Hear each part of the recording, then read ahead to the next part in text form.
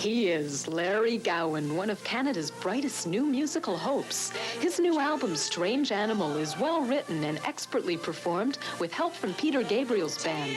And it was produced in England by David Tickle, whose credits include Split Enz and Red Rider. He gave me a call from England. This was, pretty well a year ago now.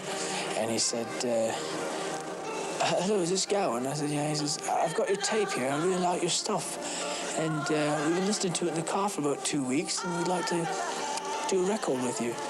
I'm like, that's fantastic, you know? I said, who's we? He says, myself and Tony Levin and Jerry Marotta. And I said, I mean, that's Peter Gabriel's band. And he says, yeah. I said, well, they're my favorite players in the world, you know? And he says, well, they want to do this record. And he says, on top of all that, if you can take it, he said, Ringo Starr said we can use his home studio.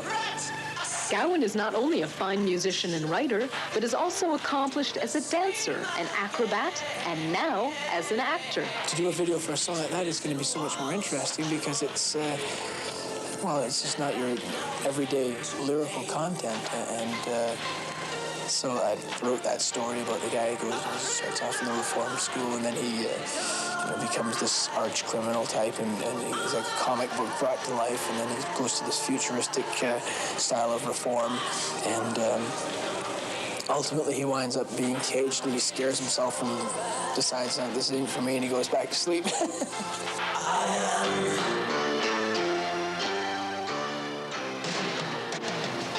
Larry Gowan is anticipating opening for the Kinks at Maple Leaf Gardens, although when he was a boy, he imagined he'd be playing the Gardens in a different capacity. My ambition was, first of all, to see if I could make it to the Gardens with a stick in my hands, but I think I'll settle for a piano. With a successful new album and good press, Gowan's future looks promising, and the man seems genuinely pleased and hopeful. I'm just knocked out with the success that I'm having at the moment. I just hope I can... I hope I can live up to people's expectations now. So hopefully in 2 or 3 years, if I'm still around, hopefully I'll be better, you know? That's my only goal. After all, I did already meet Ringo. What more is there in life?